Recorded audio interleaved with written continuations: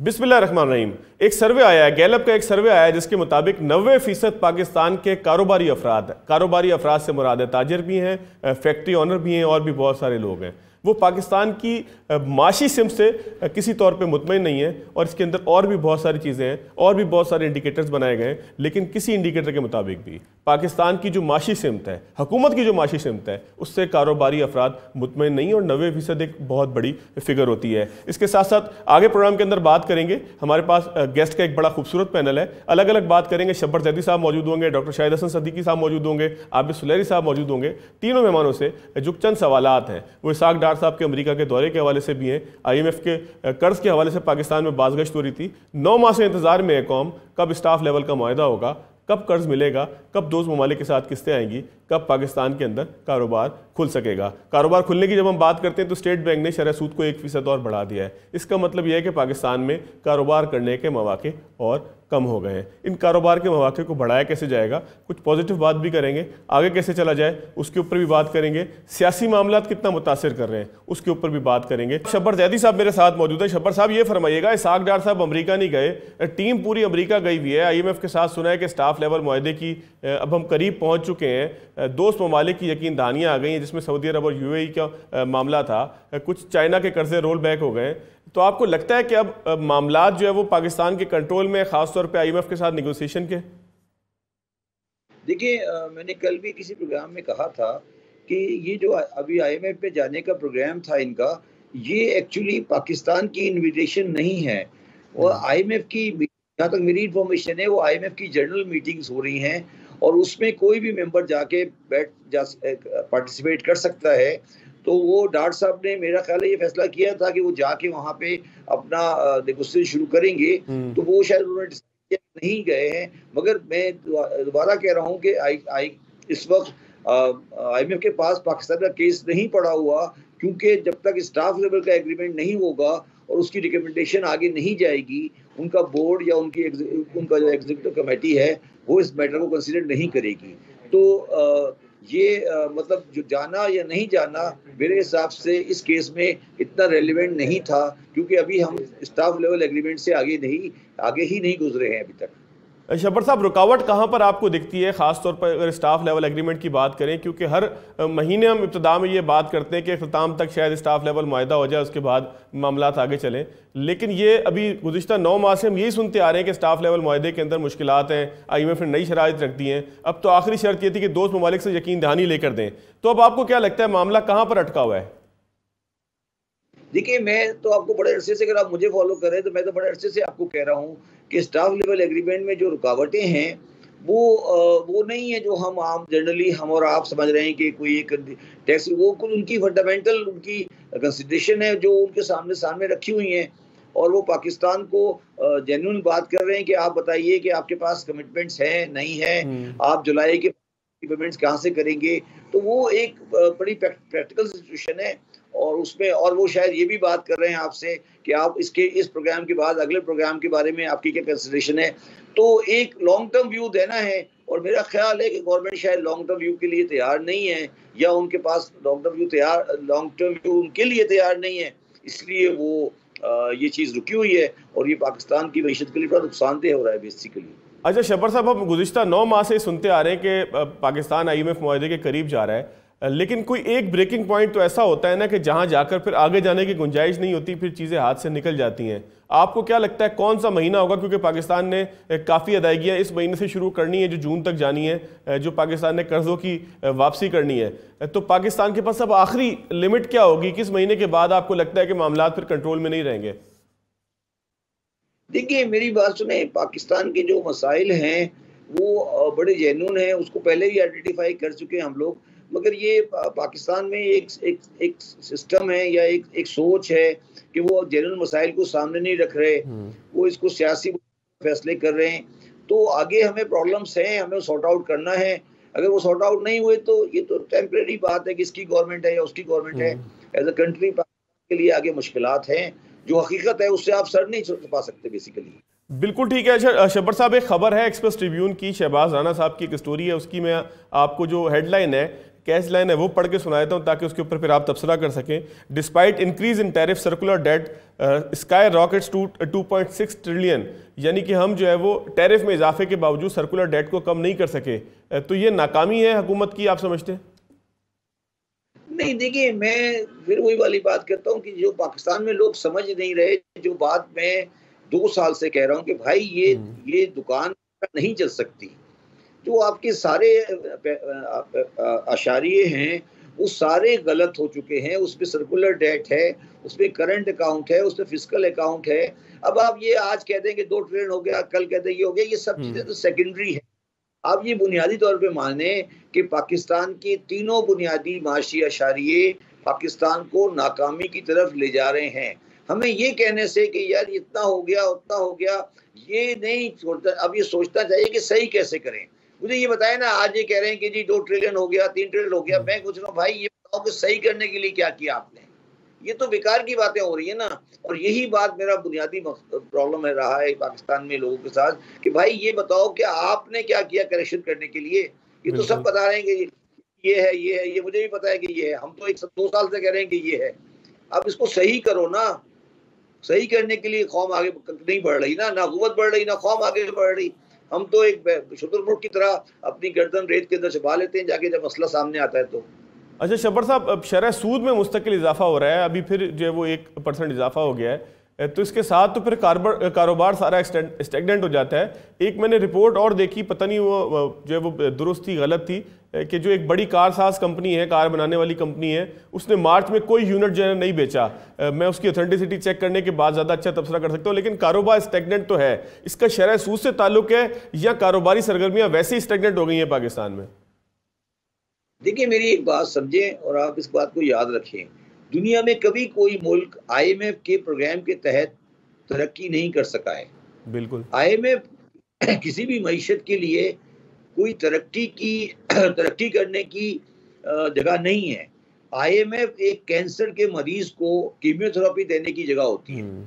Chemo के बाद उस मरीज ने अपने आप को खुद सही करना पड़ता है। अब प्रॉब्लम हमारी ये है कि जो कीमोथेरेपी का मर्ज है, जिससे इकोनॉमी कर्टेल होगी, जिससे इकोनॉमी का साइज छोटा होगा, जिससे प्रॉब्लम बढ़ेंगी, वो हमारा इलाज है।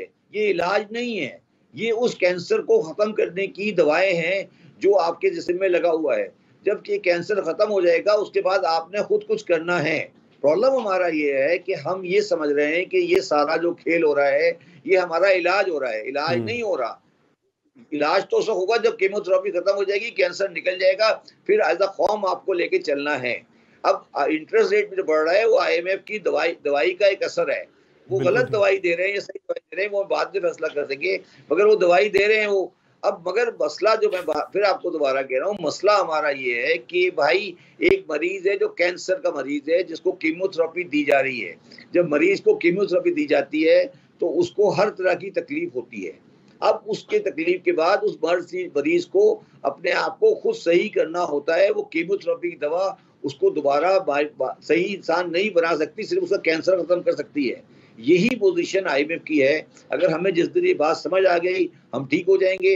हमें ये बात कभी समझ नहीं आई, इसलिए हम पाकिस्तान दुनिया का वाहिद मुल्क हैं जो 23 मरतबा IMF में जा चुके हैं। दुनिया का कोई और मुल्क कभी 23 मरतबा IMF में नहीं गया। अच्छा शब्बर साहब, एक बड़ा ऐसा क्वेश्चन है कि जो जाहिर है कि आपके पेशे से मुताल्लिक है। मेरा एक ज़ाती ख्याल ये बनता है कि पाकिस्तान के अंदर जब भी कोई टैक्स कवानीन नाफिज करने की कोशिश की जाती है तो लोग उसके खिलाफ कोर्टों में पहुंच जाते हैं। अभी 7E का जो मामला था, प्रॉपर्टी का, जो उसके ऊपर एक रेंट आपने एज्यूम करना था और उसको पे करना था, उसके हवाले से भी लाहौर हाई कोर्ट का एक डिसीजन आया है। तो पाकिस्तान के अंदर टैक्स कल्चर, लोगों को ये समझने की ज़रूरत कि सब्सिडी के साथ वो इस तरीके से ज़्यादा अरसे नहीं चल सकते, और उन तमाम मामलात के हवाले से टैक्स से मुताल्लिक है, रेवेन्यू से मुताल्लिक है, लोगों से मुताल्लिक है, क्योंकि आवाम की ख्वाहिश ये है कि उनको हर चीज़ सस्ती दी जाए। पेट्रोल 100 रुपये खरीद के उनको 90 रुपये दिया जाए, बल्कि 80 रुपये दे दिया जाए। बिजली भी सब्सिडी के साथ दी जाए। गैस भी हुकूमत के पास मौजूद नहीं है, बाहर से मंगवाए, बाहर से मंगवा के कंटेनर उसको कार्गो टर्मिनल पर उतारे, LNG को रिवर्स LNG करके उनको सस्ते दामों दे।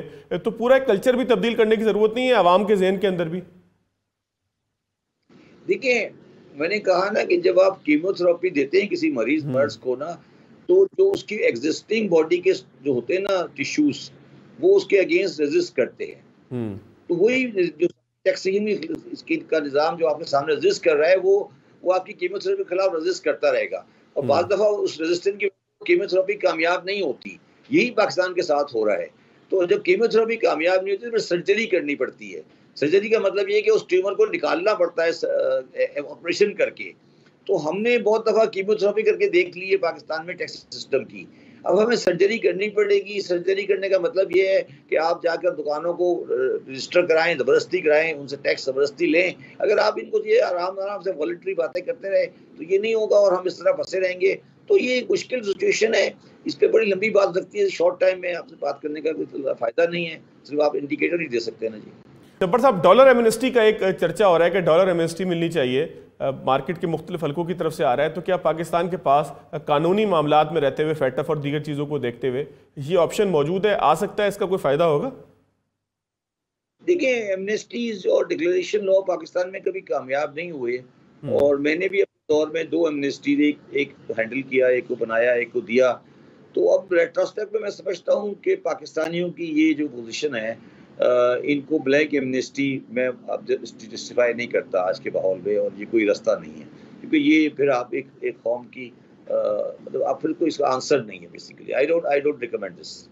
अच्छा शब्बर साहब, एक आखिरी चीज़ बताइएगा, पेट्रोल सब्सिडी का हुकूमत ने एक ऐलान किया था, उसके बाद इसहाक डार साहब कहते हैं कि IMF की इजाज़त के बगैर हम दे नहीं सकेंगे। तो आपको लगता है कि IMF इस चीज़ पे राज़ी हो जाएगा कि पाकिस्तान, खुद IMF की डायरेक्टर ने कहा था कि जी गरीब तबकों को सब्सिडी मुंतकिल होनी चाहिए, उस पर हमें कोई एतराज़ नहीं है। तो क्या पाकिस्तान जो गरीब तबकों को पेट्रोल सब्सिडी देना चाहता है वो काबिल अमल है?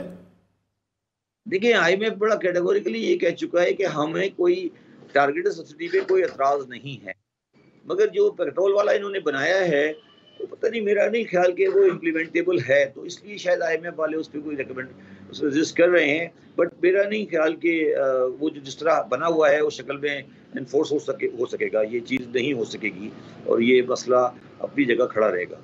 ब्रेक लेंगे, ब्रेक के बाद आगे की तरफ से। ब्रेक के बाद खुश आमदीद आबिद साहब, बहुत शुक्रिया आपके वक्त का। आबिद साहब, मुल्क के अंदर अजीब व गरीब औकात में बारिशें हुई, कहीं पे ओले भी पड़े।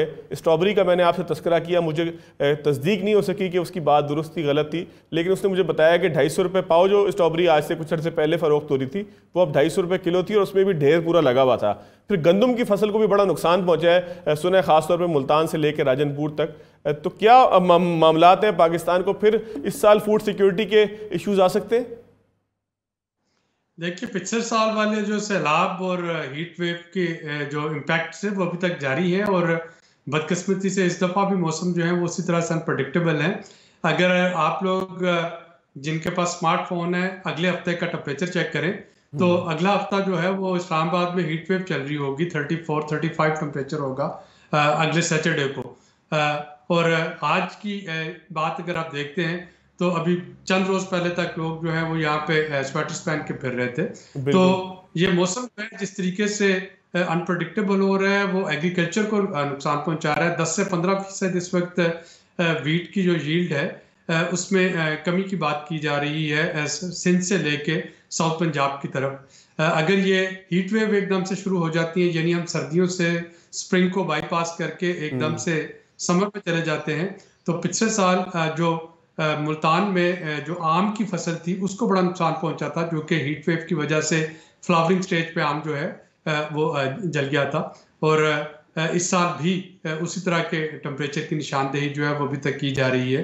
बारिशों की जो है वो भी वार्निंग्स हैं कि बारिशें जो है वो ज़रूरत से ज़्यादा होंगी। तो ये इस वक्त हमें अपनी एग्रीकल्चर जो है उसको क्लाइमेट चेंज के हिसाब से स्मार्ट एग्रीकल्चर की तरफ, डिजिटलाइज एग्रीकल्चर की तरफ जाना पड़ेगा। मौसमों की जो फसलों की जो बुवाई और उनकी काश्त है उसकी टाइमिंग को थोड़ा सा हमें चेंज करना पड़ेगा, वरना फूड सिक्योरिटी के बड़े मसाइल जो हैं वो जन्म लेंगे। आबिद साहब, किस तरह टाइमिंग को हमें चेंज करना पड़ेगा? अभी अगर मैं सिंध की बात करूं तो जहां तक मुझे पता है नवंबर के अंदर हम गंदम की बुआई करते हैं, तो कितना पीछे आएगा, कितना मामला आगे जाएगा, और ये प्रिडिक्ट कैसे हम करेंगे कि किस मौसम के अंदर किस सब्जी की ज़रूरत है, किस जो है वो फसल की काश्त की ज़रूरत है? पाकिस्तान हुकूमत, आपको लगता है इसके ऊपर कोई प्लान कर रही है, और आप जैसे माहिरीन कोई इसके हवाले से प्लान दे रहे हैं? पाकिस्तान में हो रहा है कोई काम? देखिए, इस वक्त एक होता है जिसको कहते हैं एग्रो क्लाइमेटिक जोनिंग। तो एग्रो क्लाइमेटिक जोनिंग का मतलब ये होता है कि मुल्क के किस डिस्ट्रिक्ट में उसके मौसम यानी टेम्परेचर दर्जा वो और बारिशों के हिसाब से किस तरह की फसल जो है वो वहाँ पे उगाई जाए। जो लास्ट कौमी सतह पे ये इस तरह का जो जोनिंग की गई थी वो 80s में हुई थी, 80 की दहाइयों में। अब पिछले 30-40 सालों में मौसम बिल्कुल बदल चुके हैं। वो इजला जो कि बहुत ज़्यादा यहाँ पे बारिश होती थी, हो सकता है वहाँ पे बारिश बहुत कम हो, यहाँ पे टेम्परेचर मुतदल रहता था, वहाँ पे बहुत ज़्यादा हो गया हो। इसी तरह से जो नॉर्दर्न एरियाज़ हैं, अब वहाँ पे आपको समर का स्पेल ज़्यादा मिलता है। तो पाकिस्तान में एग्रो इकोलॉजिकल जोनिंग होने की ज़रूरत है और उसके मुताबिक फिर हर डिस्ट्रिक्ट के लिए रिकमेंडेशन आनी चाहिए कि कहाँ पे कपास लगनी है, कहाँ पे गन्ना लगेगा, कहाँ पे चावल होंगे, कहाँ पे आपका ये दालें हो या हॉर्टिकल्चर प्रोडक्ट्स हो। तो जब तक आपको ये चीज़ों का इल्म ही नहीं होगा तब तक एग्रीकल्चर जो है वो फ्लरिश नहीं कर पाएगी। अच्छा डॉक्टर साहब, ये फरमाइएगा कि पाकिस्तान में जो इन्फ्लेशन है इसमें आलमी हालात या आलमी मार्केट की जो कीमतें हैं उसका कितना इम्पैक्ट है, फूड इन्फ्लेशन इसके अंदर कितनी है, और पाकिस्तान के लोकल रिसोर्सेज जो हैं उसमें उसका जो गलत आप ये कह लें कि प्रोडक्शन के मामलात में जिस तरीके से अभी हमारी बात हो रही है कि हम जो है वो जोनिंग नहीं कर पाए अभी, या जोनिंग के ऊपर काम नहीं हो रहा कि किस तरीके से किस वक्त कौन सी चीज़ लगनी है, इन्वायरमेंटल चेंज, क्लाइमेट चेंज, इन चीज़ों के हवाले से हम काम नहीं कर रहे। तो पाकिस्तान के लोकल इम्पैक्ट की वजह से महंगाई ज़्यादा बढ़ रही है या आलमी हालात जो है वो उसका रेशो ज़्यादा है पाकिस्तान के अंदर? अगर इस वक्त फिगर्स को हम देखें जो तकरीबन 50% के करीब करीब है, 1-8% आगे पीछे। देखिए, कहते हैं इसमें एक इंग्लिश की कहावत है, इनसिक्योरिटी ब्रीड्स इनसिक्योरिटीज। आपकी कोई एक किस्म की भी कोई अनसर्टेनिटी, कोई इनसिक्योरिटी, वो बाकी तमाम को आगे ले जाती है।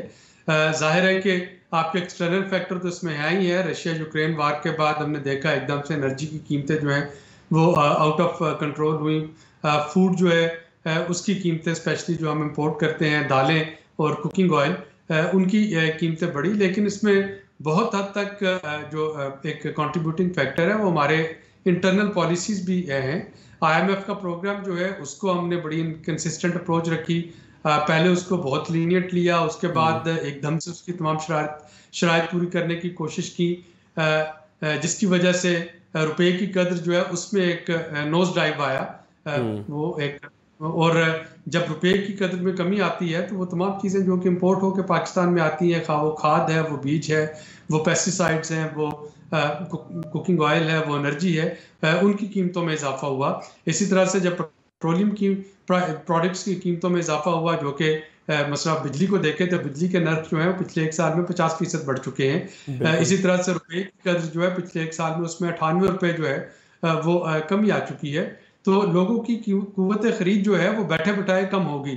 अगर आपके पास 200 रुपए थे $1 में और वो अब 300 पे चला गया तो जाहिर है आपकी कुव्वत खरीद तो कम होगी ना। आपकी आमदनी वही है, चीज़ों की कीमतें जो है वो बढ़ गई हैं। जो फाइनल फैक्टर है जो इस महीने का, वो रमज़ान जो कि बरकतों वाला महीना है, बदकिस्मती से उसको मुनाफाखोरों ने ज़खीरा अंदोज़ी का और नाजायज़ मुनाफे का महीना बना लिया है। और अच्छा डॉक्टर साहब एक कता कलामी की माजरत, मुझे एक चीज़ ज़रा कंफर्म कर दीजिएगा। मैं जाहिर है कि मेरा आपकी तरह ना इल्म है, ना मेरे पास रिसर्च मौजूद है, ना मैं उस तरीके से रिसर्च के ऊपर काम करता हूँ। हमारी तो बड़ी सतही किस्म की रिसर्च होती है, लेकिन आपकी बड़ी रिसर्च है। डॉक्टर साहब, रमज़ान में हम बुरा भला कहते हैं, पाकिस्तान के अंदर ज़ख़ीरा अंदोज़ी को हम जो वो ज़िम्मेदार करार देते हैं, तो क्या पाकिस्तान के अगर फिगर्स को देखें, आदाद शुमार को देखें, तो मुल्क में रमज़ान के महीने में ख़ास तौर पे ज़ख़ीरा अंदोज़ी बड़ा मसला है या डिमांड एंड सप्लाई चेन के ऊपर एक दबाव जो आता है वो बड़ा मसला है? इसमें हकीकत क्या है? देखिए, ये एक विशियस साइकिल शुरू होता है।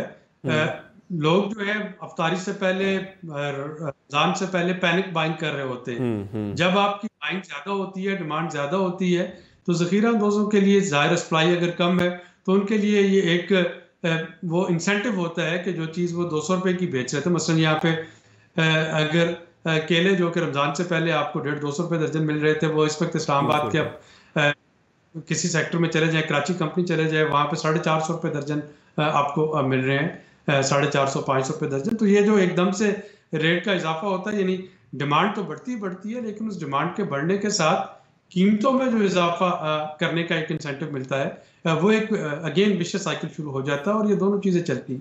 इसीलिए तो आपने देखा होगा कि ये रमज़ान के पहले अशरे में बाइकाट फ्रूट की एक मुहिम जो है वो सोशल मीडिया पे चल रही थी कि आप उसकी डिमांड कम करें ताकि फ्रूट की प्राइसेस जो है वो थोड़ी नीचे आए।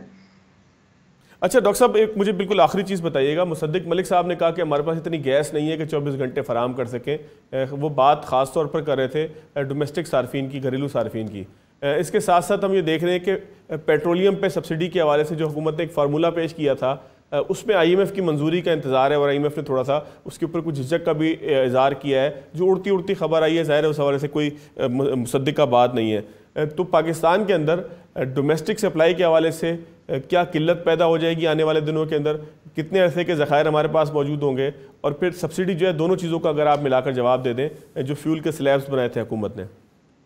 देखिए, जो फ्यूल सब्सिडी है इसकी टाइमिंग दुरुस्त नहीं है। पिछली हुकूमत को मैं रिकमेंड करता रहा, मौजूदा हुकूमत को भी, कि इस तरह की सब्सिडी जो है वो कैश ट्रांसफर की शक्ल में दी जा सकती है मोटर बाइक्स के लिए, 2 व्हीलर 3 व्हीलर, लेकिन उस टाइम पे नहीं जबकि आपके नेगोशिएशन स्टाफ लेवल एग्रीमेंट जो है वो अटका हुआ हो। ये वाला जो ऐलान था, ये मुझे लग रहा है कि हुकूमत को वापस लेना होगा अगर हमें SLA अपना सक्सेसफुली कंप्लीट करना है, वरना इसकी वो जो बैलेंस शीट बराबर करने के लिए कि पैसे कहाँ से आएंगे, किस तरह से दिए जाएंगे, क्या एस्टिमेट होगा वगैरह वगैरह, ये SLA जो है या स्टाफ लेवल एग्रीमेंट ये 1-2 महीने और लटक जाएगा और वो पाकिस्तान के मुफाद में कतई नहीं है। अब अगर कोई नवीद आई है कि सऊदी अरबिया से हमें जो $2 हैं वो रोल ओवर हो रहे हैं और उसके बाद UAE से भी हो जाए, तो ये एक मौका है हमारे पास इस प्रोग्राम को बहाल करने का, थोड़ा सा कॉन्फिडेंस वापस लेके आने का, और इसमें इस तरह के नए इनिशिएटिव की गुंजाइश जो है वो बिल्कुल नहीं है जो कि इस प्रोग्राम को मजीद लिम्बो में डाल दें। रही बात इस वक्त जो गैस के या बाकी जो हमारी एनर्जी के जो ज़खायर हैं उनकी, तो फिलहाल पाकिस्तान के पास आप देखें तो रिजर्व जो हैं वो मौजूद हैं। जो गर्मियों में वैसे भी थोड़ी सी जो गैस की जो कंजम्पशन होती है वो कम हो जाती है, क्योंकि वो जो डोमेस्टिक हीटिंग के लिए गैस का इस्तेमाल होना है, गीजर्स के लिए, हीटर्स के लिए, उसमें कमी आ जाती है। तो अब देखना ये होगा कि हुकूमत जो है वो कैसे मैनेज कर पाती है। वो चाइना के साथ भी इस वक्त एहसन इकबाल साहब ने अपने हालिया दौरे में करेंसी स्वैप एग्रीमेंट में 10 बिलियन युआन इंक्रीज करने की बात की है। रशिया के साथ भी बातचीत जो है वो चल रही है। तो मल्टीपल फ्रंट्स पे इस वक्त हुकूमत कोशिश कर रही होगी इन प्रॉब्लम्स पे पूरा पाने के लिए, लेकिन इस वक्त पॉलिसी कंसिस्टेंसी इम्पॉर्टेंट है कि हम कोई भी ऐसा नी जर्क रिएक्शन ना दिखा दें कि जो भी हम मुख्तलिफ महाजों पे कोशिश कर रहे हैं मुल्क की थोड़ी सी इस इकॉनमी में पेन कम करने की, उसके साइड इफेक्ट्स होना शुरू हो जाए। बहुत शुक्रिया आबिद कयूम सुलैरी साहब हमारे साथ मौजूद थे। एक ब्रेक लेंगे, ब्रेक के बाद आगे की तरफ। ब्रेक के बाद खुशामदीद डॉक्टर शाहिद हसन सिद्दीकी साहब हमारे साथ मौजूद हैं, मईशत का जायजा ले रहे हैं। डॉक्टर साहब से भी पूछते हैं। डॉक्टर साहब, बहुत अहम सवाल आपके पास लेके मैं आ रहा हूँ। एक अहम तरीन मामला है कि आलमी बैंक ने कुछ बातें की हैं पाकिस्तान के हवाले से। दो चीज़ें उसके अंदर ऐसी हैं कि इसमें मैं चाहूँगा ज़रूर आपसे तबसरा लूँ। वो कहते हैं कि जो सूबों को मुंतकिल शुदा मामलात की फंडिंग रोक दी जाए, आलमी बैंक का मशवरा है, और वो मशवरा देने का सबब ये बताते हैं कि सूबों को सेहत, खेल, तालीम और इस तरह के दीगर शोबों में सरमायाकारी और तरक्की करने दें ताकि वफाकी हुकूमत अपनी बुनियादी जिम्मेदारियों का ख्याल रख सके। समझ में यही आता है कि 18वीं तरमीम की वजह से वो कहते हैं वफाक नहीं चल पा रहा, बुनियादी जिम्मेदारियों का एहसास नहीं कर पा रहा, बुनियादी ज़रूरतें पूरी नहीं कर पा रहा। जी डॉक्टर साहब। देखिए, बात यह है कि पाकिस्तान की मईशत को जो इस वक्त संगीन तरीन ख़तरात और चैलेंजेस हैं, उससे पाकिस्तान की सलामती, पाकिस्तान की मईशत, पाकिस्तान के जौहरी प्रोग्राम और पाकिस्तान के अवाम के लिए मुश्किलात बढ़ गई हैं। और बहुत सी बैरूनी ताकतों और क़ुव्वतों को ये मौका मिल रहा है कि वो पाकिस्तान के मामलात में अपनी मर्ज़ी के मुताबिक सलूशंस पेश करें। हालांकि हमें पता है, आपको पता है कि पाकिस्तान की बीमार मईशत को संभालने के लिए सिर्फ चंद और चंद बुनियादी इक़दाम की ज़रूरत है, जिसमें 18वीं तरमीम का आइन के मुताबिक मुकम्मल उसकी रूह के मुताबिक अमल दरामद करना शामिल है। ये इदारे कभी भी पाकिस्तान को ऐसी मशवरे नहीं देते जिससे मईशत में पायदार बेहतरी आए, क्योंकि वो उनके मुफाद में नहीं है। वो हमें IMF के चुंगल में रखना चाहते हैं।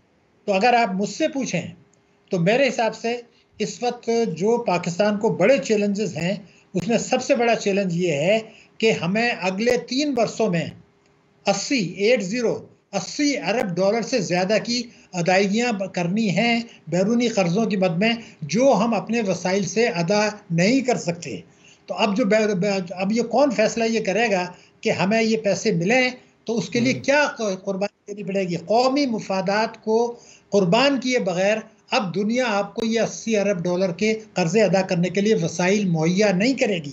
ये मेरे मुल्क का सबसे बड़ा मसला है कि हमें कुछ न कुछ मुफादात कुर्बान करने पड़ेंगे, जैसे कि हमने 9/11 के वक्त किया या बार करते रहे हैं, जिसमें हमारी सलामती को भी ख़तरा होगा, हमारे जोग्राफी जो है वो नक्शे को भी ख़तरा होगा, हमारे जौहरी प्रोग्राम को भी ख़तरा होगा और हमारे अवाम को भी होगा। हमें हर हालत में इसका इंतज़ाम करना है। हमारी जो इम्पोर्ट्स हैं वो हमारी एक्सपोर्ट से दुगने से ज़्यादा हैं। ये सूरत हाल जारी नहीं रह सकती और हम इसको ठीक भी नहीं कर सकते फ़िलहाल। तो उस वक्त हुकूमत ने ये नुस्खा निकाला कि जो रेमिटेंसेज आती हैं उससे जो है वो तजारती खसारे को कम करें। लेकिन इस दौरान में हम ये भूल गए कि जो कुछ हुआ, स्टेट बैंक ने तस्लीम किया, हुकूमत ने तस्लीम किया, इदारों ने तस्लीम किया कि पाकिस्तान से हुंडी हवाले का कारोबार बढ़ा है। स्टेट बैंक ने ये कहा कि के लिए जो दरामद कुनंदगान है डॉलर का इंतजाम खुद करें, तो उन्होंने हुंडी हवाले से बाहर पैसा भेजा जो रिकॉर्ड पर आ गया। तो और मनी लॉन्ड्रिंग और फाइनेंसिंग क्या होती है? हमने अपने आप को किसी भी वजह से 2024 में IMF के FATF के चुंगल में फंसा दिया है। वो ये कहेंगे जनाब आप तो खुद करें, हुंडी हवाले का कारोबार बढ़ा, इसीलिए आपके रुपए की कदर जो थी 178 से 285 पर आ गई। तो ये जो हुंडी हवाले का कारोबार है, यही तो मनी लॉन्ड्रिंग है, यही तो टेरर फाइनेंसिंग है।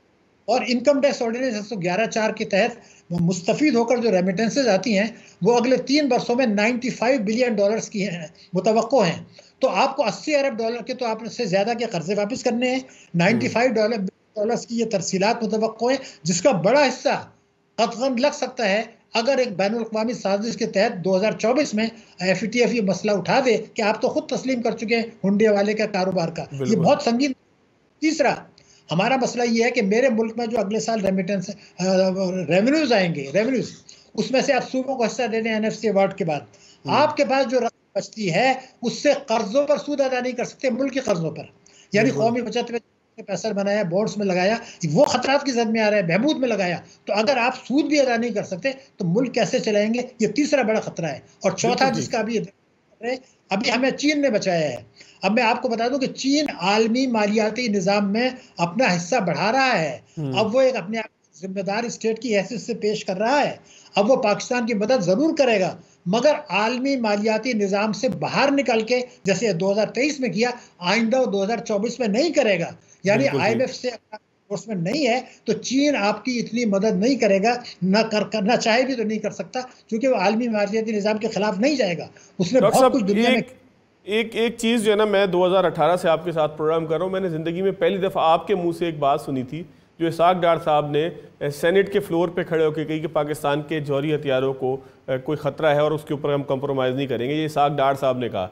2018 से मैं सुन रहा हूँ कि आप कहते हैं कि पाकिस्तान को जौहरी हथियारों पर कंप्रोमाइज़ करवाना चाहती है दुनिया, इसलिए पाकिस्तान को माशी शिकंजे में फंसाया जाता है।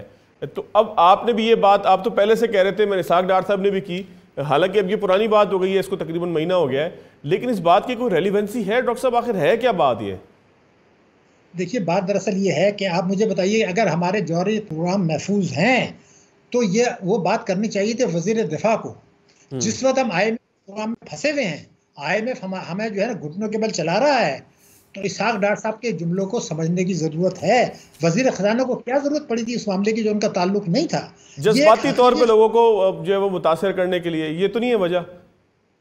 नहीं, मगर ये तो वजीर दिफा करता ना। फिर बाद में जो चीज़ मैं अब आपकी तवज्जो एक चीज़ दिला रहा हूँ, वो ये है कि एक तरफ हमने नारा लगाया, हमारे साबिक सदर ने कहा कि दिवालिया होने से कोई फर्क नहीं पड़ता। हमारे इमरान खान साहब ने कहा हम डिफॉल्ट कर चुके हैं, करने वाले हैं। वजीर दिफा ने भी कहा। आपने ज़हनी तौर पर तैयार करके हाथ खड़े कर दिए हैं।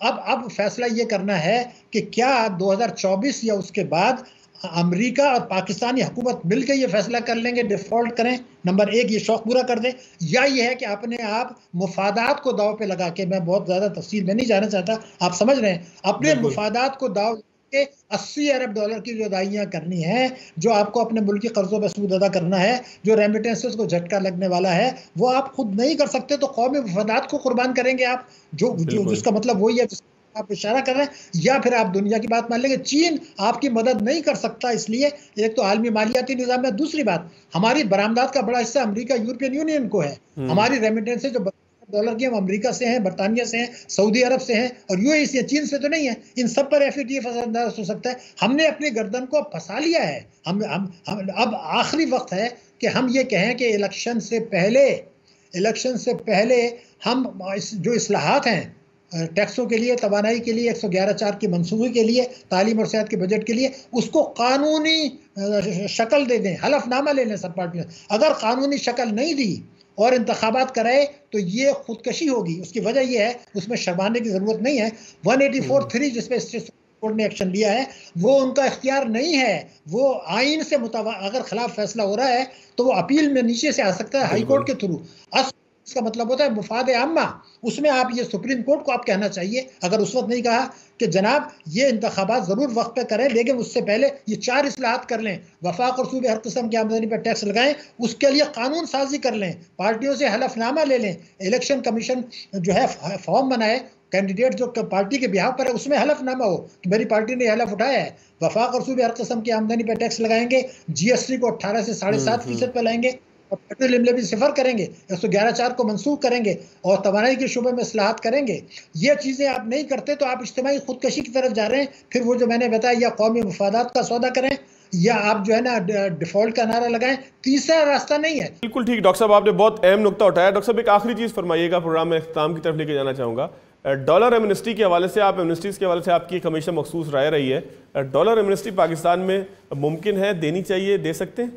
देखिए, इससे बड़ा धोखा कुछ नहीं है। एमनेस्टी, पाकिस्तान ने जितनी एमनेस्टी दी है वो दुनिया में किसी मुल्क ने नहीं दी। पाकिस्तान की तबाही की जो बड़ी वजह है वो है अशराफिया की मईशत, मुल्की अशराफिया और बैरून। मेरे मुल्क की बदकिस्मती ये है कि जब पाकिस्तान पे बहरान आता है, जब पाकिस्तान पे मुश्किल वक्त आता है, जब अवाम तबाह होते हैं, तो ताकतवर तबके वो तजवीज़ लेकर आते हैं कि ताकतवर तबके, मालदार तबके मज़े करते रहें और मुल्क को दाव पे लगा दें। ये बहुत ख़तरनाक बात है। IMF भी एतराज़ करेगा, FATF भी करेगा। सबसे बड़ी चीज़ एमनेस्टी देना खुदकशी के अलावा कुछ नहीं है। ये तबाही बर्बादी से बचें। ये लोग पैसा, lust for power, lust for money के पीछे हैं, उनको पाकिस्तान से दिलचस्पी नहीं है। एमनेस्टी देना मजीद खुदकशी है। बिल्कुल ठीक है डॉक्टर साहब, बिल्कुल ठीक है डॉक्टर साहब, वक्त मेरा बिल्कुल ख़त्म हो गया। मैं बिल्कुल आपकी बात समझ भी गया हूँ, उससे मुत्तफिक भी हूँ। आपने बिल्कुल दुरुस्त बात की है कि पाकिस्तान को अगर आगे चलाना है तो एक मिसाक़े मईशत की ज़रूरत है, और मिसाक़े मईशत के हवाले से डॉक्टर साहब की राय ये है कि उसमें सुप्रीम कोर्ट को एक्शन लेना चाहिए ताकि वह कानूनी दस्तावेज हो सके कि जिसके ऊपर अमल करने से कोई मुकर ना सके किसी मौके के ऊपर। इजाज़त दीजिएगा, अल्लाह हाफ़िज़।